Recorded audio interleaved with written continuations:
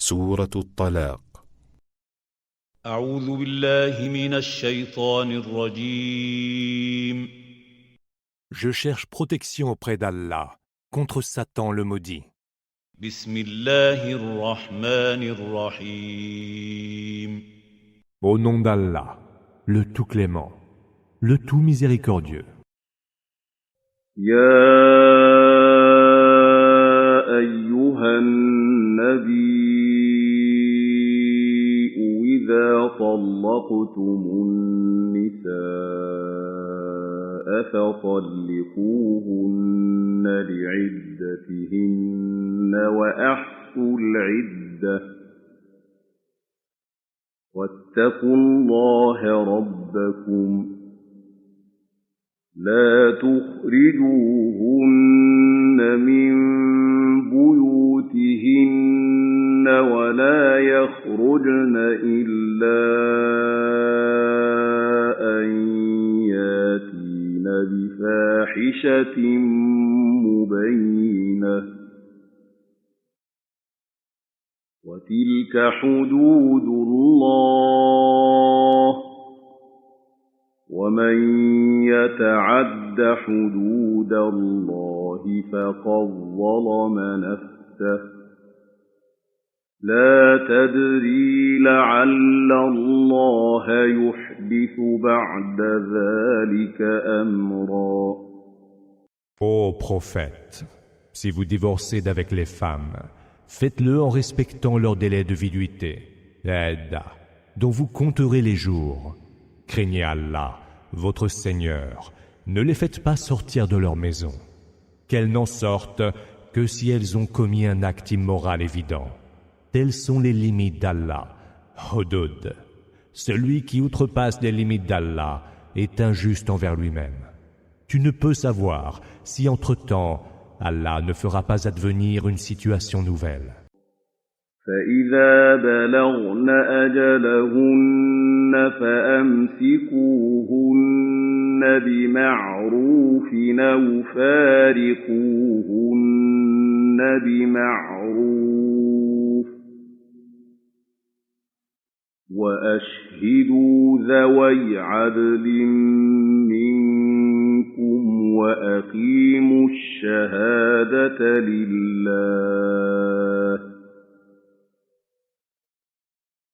ذلكم يوعظ به من كان يؤمن بالله واليوم الآخر ومن يتق الله يجعل له مخرجا. Leurs termes ayant été atteints, ou vous les garderez alors d'une manière convenable, ou vous les quitterez d'une manière tout aussi convenable. Faites témoigner de cela 2 hommes, parmi les plus équitables d'entre vous. Vous devez en témoigner par obéissance à Allah. Voilà une exhortation pour qui croit en Allah et au jour dernier. À quiconque le craint, Allah prévoit une honorable voie de sortie. وَيَرْزُقْهُ مِنْ حَيْثُ لَا يَحْتَسِبُ وَمَنْ يَتَوَكَّلْ عَلَى اللَّهِ فَهُوَ حَسْبُهُ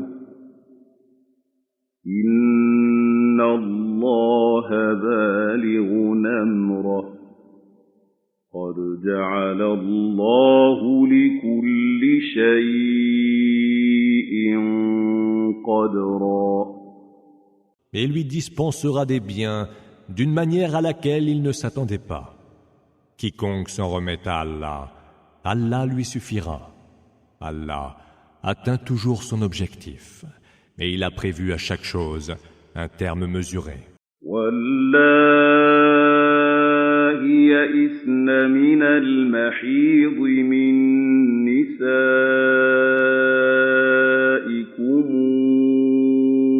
إن ارتبتم فعدتهن 3 أشهر واللائي لم يحضن وَأُولَاتُ الْأَحْمَالِ أَجَلُهُنَّ أَن يضعن حملهن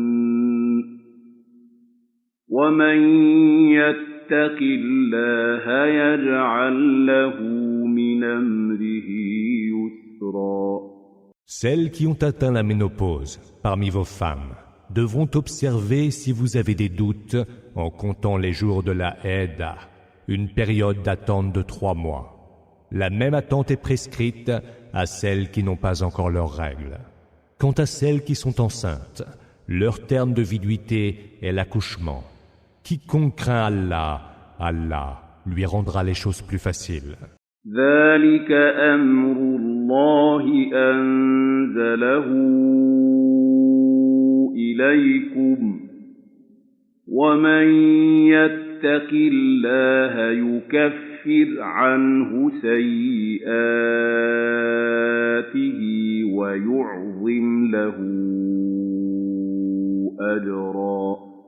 Tel est l'ordre qu'Allah a fait descendre pour vous.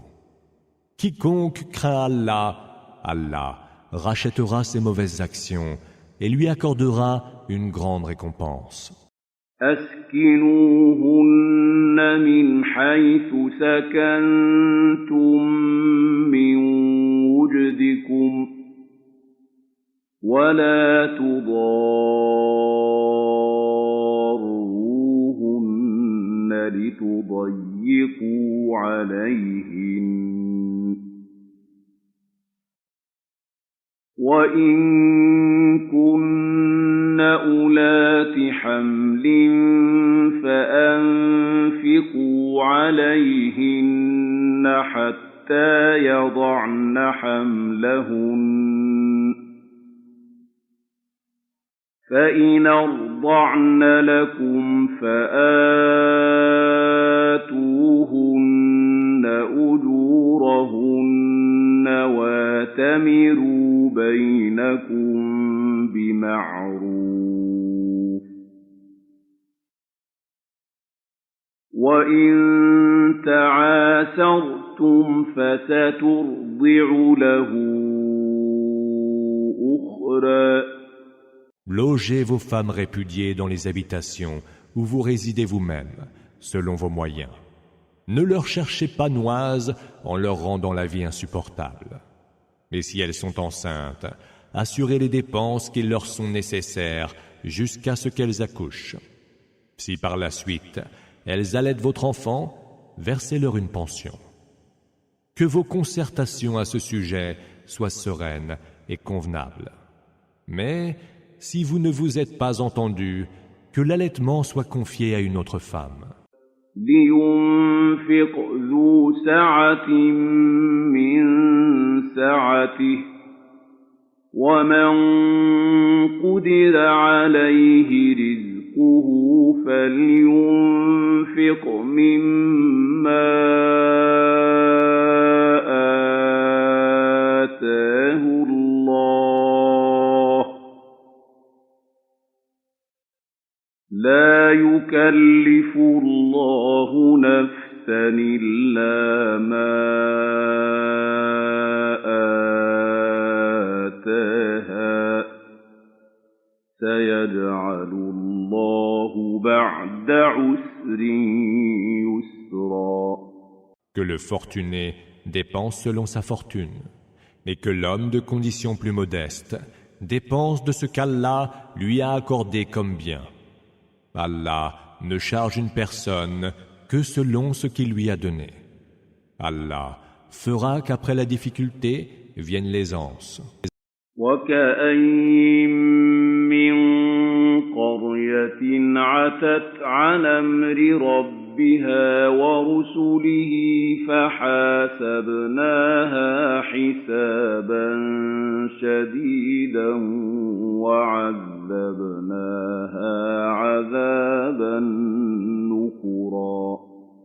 Combien de cités se sont dressées contre l'ordre de leur Seigneur et de ses messagers. Nous le leur fîmes payer cher et nous sévîmes contre elles par un supplice des plus atroces. فذاقت وبال أمرها وكان عاقبة أمرها خسرا. Elles goûtèrent alors le péril dû à leur conduite, et leur sort fut la ruine. أعد الله لهم عذابا شديدا فاتقوا الله يا أولي الألباب الذين آمنوا قد أنزل الله إليكم ذكرا. Allah leur a préparé un terrible supplice. Craignez Allah, ô esprit sagace qui avez cru. Allah a fait descendre en révélation pour vous un rappel. رسولا يتلو عليكم آيات الله مبينات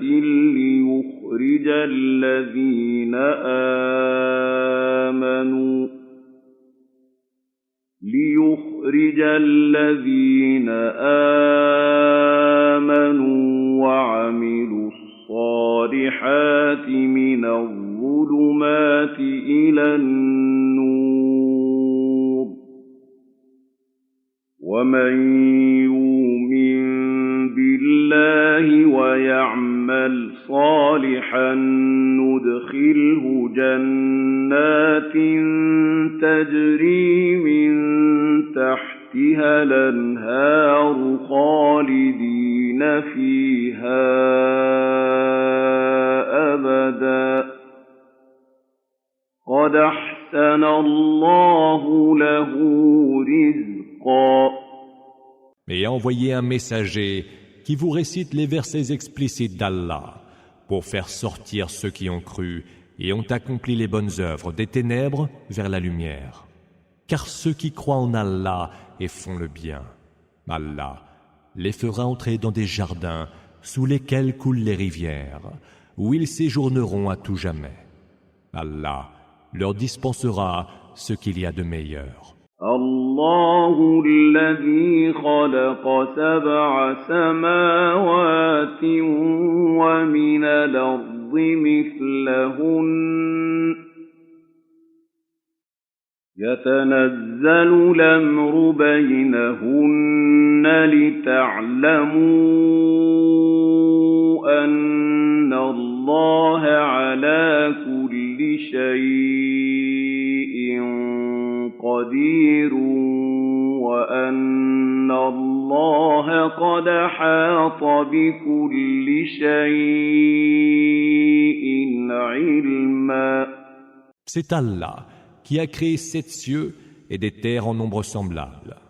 Entre cieux et terre, l'ordre descend toujours pour que vous sachiez qu'Allah est de toutes choses infiniment capable et qu'Allah cerne toutes choses par sa science.